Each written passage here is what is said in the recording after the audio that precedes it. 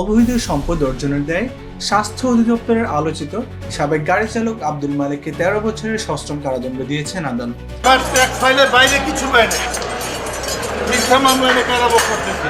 23 March রোববার ঢাকার বিশেষ জজ আদালত 6-এর বিচারক জাকারিয়া হোসেন এই রায় ঘোষণা করেন।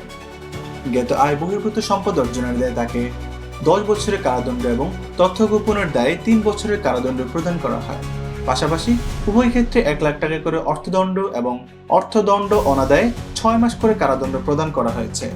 দুই ধারার সাজা একত্রে চলবে বিধায় মালিককে সর্বোচ্চ 10 বছরের সাজা ভোগ করতে হবে বলে জানান দুদকের প্রসিকিউটর আসাদুজ্জামান রানা। এছাড়াও মালিকের অবৈধ অর্জিত 1,50,31,810 টাকা রাষ্ট্রের অনুকূলে বাজেয়াপ্তের নির্দেশ দিয়েছেন আদালত। রায় ঘোষণার আগে সকালে মালিককে কারাগার থেকে আদালতে হাজির করা হয়। রায় শেষে সাজা পরোয়ানা দিয়ে তাকে কারাগারে নিয়ে যাওয়া হয়। এদিকে অবৈধ সম্পদ অর্জনের অভিযোগে আব্দুল মালিক এবং তার স্ত্রী নার্গিস বেগমের আরেক মামলায় রায় প্রস্তুত না হয় সেটি পিছিয়ে আগামী 16 এপ্রিল ধার্য করা হয়েছে। জ্ঞাত আয়ের উৎসের সঙ্গে অসঙ্গতিপূর্ণ 1,10,92,050 টাকা মূল্যের স্থাবর ও অস্থাবর সম্পদ অর্জনের অভিযোগে 2021 সালের 14 ফেব্রুয়ারি আব্দুল মালিক ও তার স্ত্রী নার্গিস বেগমের বিরুদ্ধে দুদকের সহকারী পরিচালক সৈয়দ নজরুল ইসলাম এই মামলা দায়ের করেন।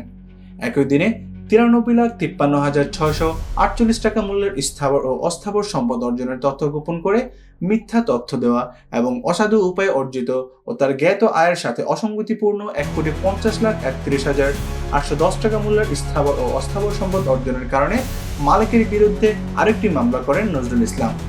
মামলা দুটি তদন্ত করে একই বছরের 27 অক্টোবর আদালতে অভিযোগপত্র দাখিল করা হয়।